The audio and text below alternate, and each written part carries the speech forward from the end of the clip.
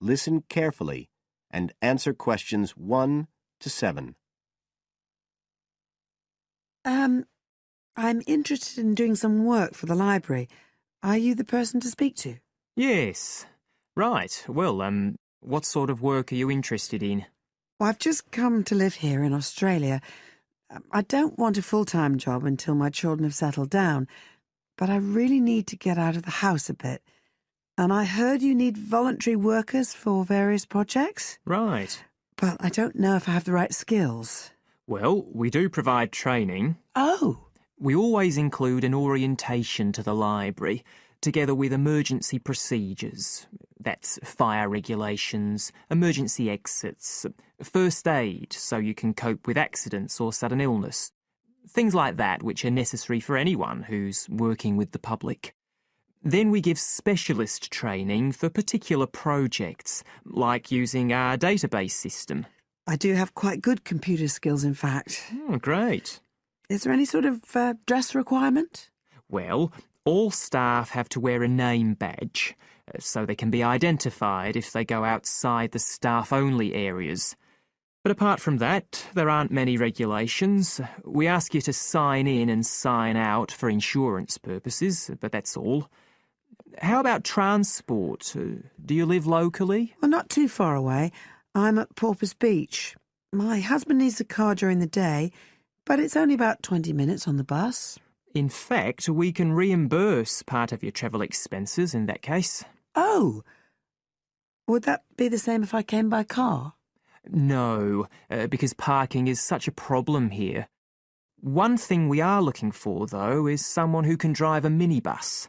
No problem. So, do the projects involve going outside the library? Some, yes, but not all. We've just finished one which involved working with photographs taken of the area 50 or 100 years ago. It basically involved what we call encapsulation. Putting them in some sort of covers to keep them safe? Exactly. It's time-consuming work, and we were very grateful to have help with it. Then, sometime next year, we're hoping to begin working on an initiative involving the sorting and labelling of objects relating to local history. We'll be needing help with the cataloguing. Oh, I'd definitely be interested. How about at present? Well, we have a small team who work to support those who are unable to read. Working with the blind? Yes, or other groups who have reading difficulties. We provide volunteers with equipment so that they can take books home with them and read them aloud onto CDs. We're gradually building up a collection that can be lent to those who need them. I can see it would be useful, but I'd really like to do some sort of work where I can get the chance to meet people. How about reading stories to children? That's done by our regular staff. But we do have another project. It's a very long-established scheme which involves helping those who are unable to have direct access to the library. Oh, I noticed someone with a trolley of books when I was at the hospital last week. That sort of thing. That would have been one of ours, yes. It's one of our most popular services. Lots of people who wouldn't dream of going to the library normally when they're at home borrow a book when the trolley comes round the ward. I can imagine. Yes, I'd definitely be interested in that. Right, so how do I enrol? Well, we do ask all volunteers to commit themselves to a regular period each week. I could probably do 5 or 6 hours. Oh, be careful not to take on too much. But we do need someone for a couple of afternoons from 2 to 4, so 4 hours altogether. That sounds fine. Now listen and answer questions 8 to 10. Right, so here's the application form. It asks the usual questions, name and address and telephone number. You also need to fill in details of who we should get in touch with in case of any accident or problem like that.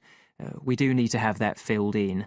And there's a space for date of birth, but that's only if you're over 75, so we won't worry about that. No. Oh, it asks for qualifications. Do I need to provide certificates? They're not necessary. We'll need the names of 2 referees, not relatives or family members, obviously. What else? Signature of parent or guardian. That won't be necessary, as I assume you're over 18. Yes. What's this? It says civil conviction check. That's a document we have to provide by law for those working on projects involving children, so we won't need it in your case. But you will need to sign this separate document. That's a copy of commitment. It's basically an agreement to work according to the library guidelines. So, if you'd like to fill this all in, you can do it here or take it home, whichever you prefer. I'll take it home if that's okay. Right, well, thank you for your time.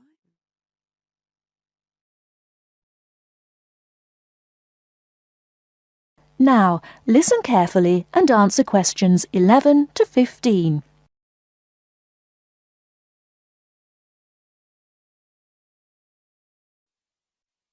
Hello, Top Job Employment Agency.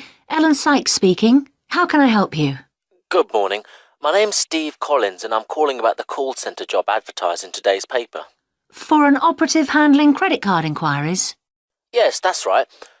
The wages and working conditions are all in the ad, so what I'd like to know now is what the work actually consists of. I should explain that I'm a student looking for a summer job, not long-term employment.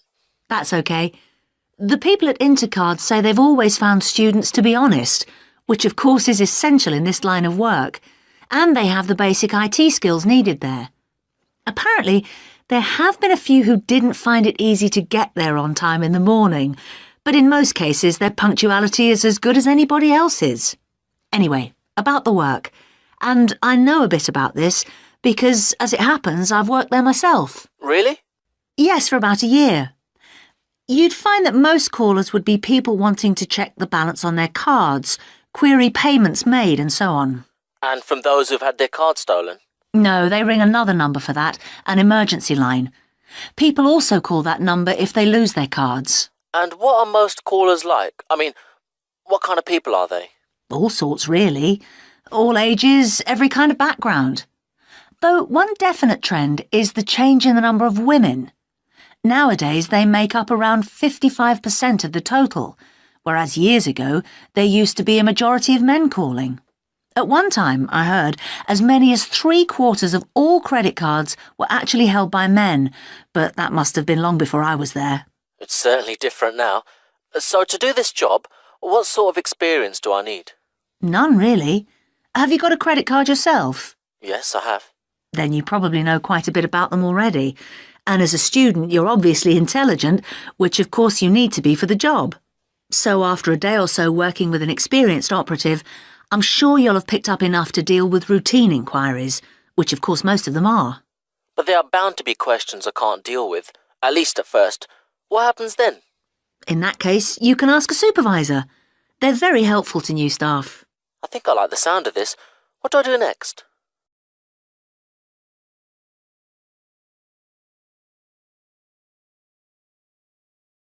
Now listen and answer questions 16 to 20.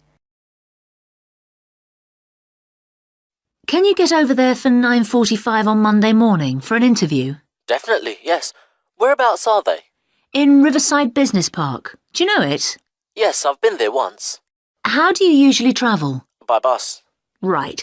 So you take either the 136 or 137 to the bus station, and when you come out of there, you turn right. Along Orchard Road, that is. The road from the railway station? Yes, that's right. You go past the petrol station next to the car dealers, then carry on down the road. Do I take the first left at the main car park? Well, you could do that, and walk up Newfield Avenue alongside the shopping centre, but it's a long way round. I'd suggest continuing along Orchard Road with the water company and then the insurance offices on your right. They used to be local government offices, by the way. Yes, I remember those. And you keep going until you reach the advertising agency. Now, facing that is a small road called Cherry Lane. There's a newspaper office on the corner, and opposite that is a big hotel, so you can't miss it. And how far down that road is it? Well, they aren't actually in Cherry Lane. You walk as far as the next junction and turn right into Armand Drive at the mail centre. Intercard is in the third building on the right, between the airline offices and the shipping company. Fine. I'll be there on Monday. Thanks very much. Bye. Good luck. Bye.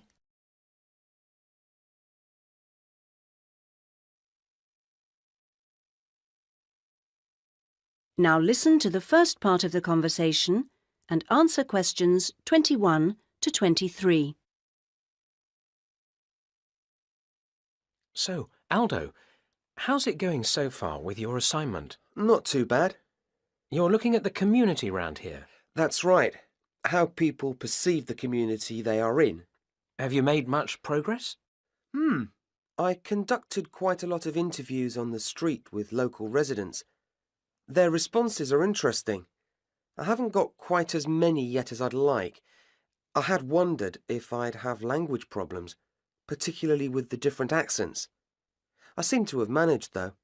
Having to work in the open has made it harder, and with the cold weather there's been recently, people don't necessarily want to stop and talk like they do if it's nice and sunny. That's something I've had to deal with. Of course, some people are too busy to stop and talk, but that's okay. I see. So, have you formed a good overall picture of how people view the community? To an extent. I've certainly talked to plenty of older people. I guess they may have more time to talk. I still don't really have enough young mothers, though. I've managed to get enough older mothers and children through the schools. That's something I had been worried about. Well, that shouldn't be too hard. Now, how are you going to deal with all the data you've collected? That's the difficult part. I guess I need to run some analyses, but I'm rather unclear about what methods to use. You've told me you're confident about using computers, so you just need some input on choosing programs. You should attend a statistics seminar. They're held every Friday after the methodology seminars in room 105. That should help you to select an approach. Oh, good. I'll do that.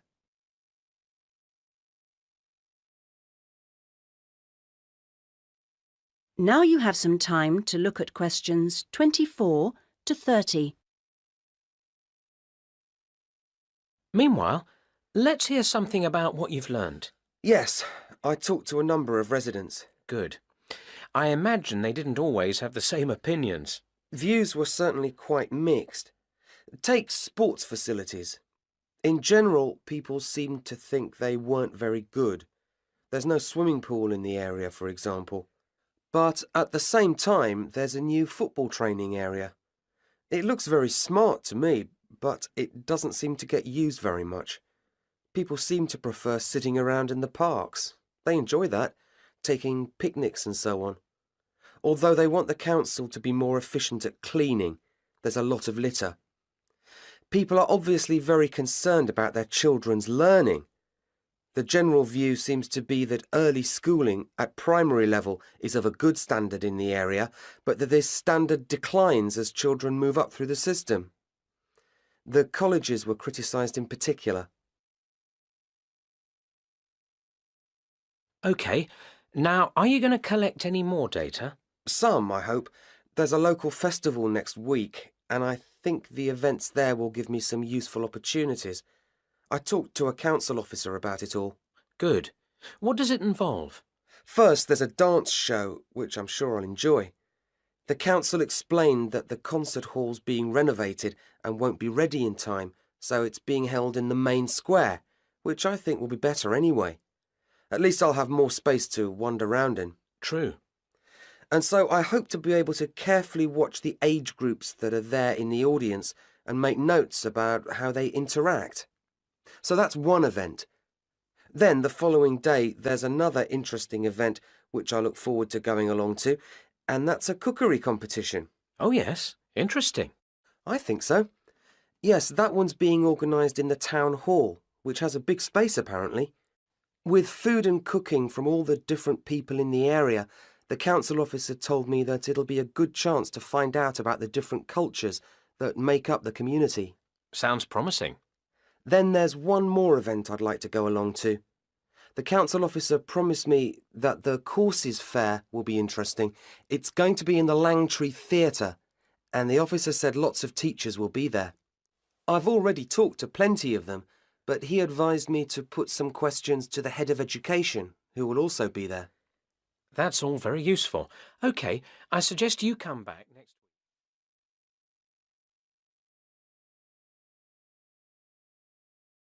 Now listen and answer questions 31 to 40. Good evening, everyone. You're all likely to be familiar with pictures of the tawny owl. Because of all the owl species in the UK, it's actually the most common one. But the chances are that you're more likely to have heard one than actually seen one, as it's also strongly nocturnal. This means that it normally ventures out at night. So, what kind of habitat does the tawny owl prefer? Well, a survey carried out in the 1980s confirmed that this owl is most likely to be found in woodland. If you look at a map of tawny owl distribution across Britain, you'll only see gaps in the treeless marshy areas of eastern England and in some of the more upland parts of northwest Scotland. However, you can sometimes find populations of tawny owls in urban areas too, either in parks or in large gardens. The tawny owl shows some obvious adaptations to its natural habitat. For example, both its wings and its tail are short, which helps it to maneuver through the trees. Also, the bird's plumage is a mixture of brown and grey, and this provides suitable camouflage for when the owl perches up against a tree trunk. Then there are its large eyes. The tawny owl's visual capacities are considerably better than those of humans, and although it can't see in complete darkness, it's sufficiently well equipped to be able to navigate its way around woodland on all but the most overcast nights.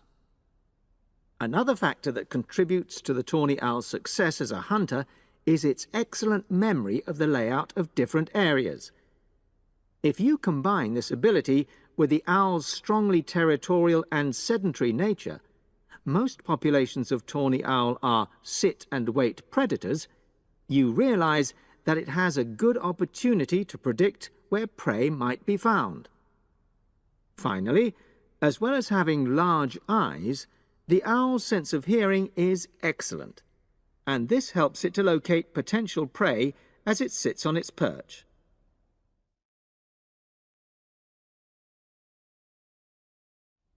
Turning now to the tawny owl's diet.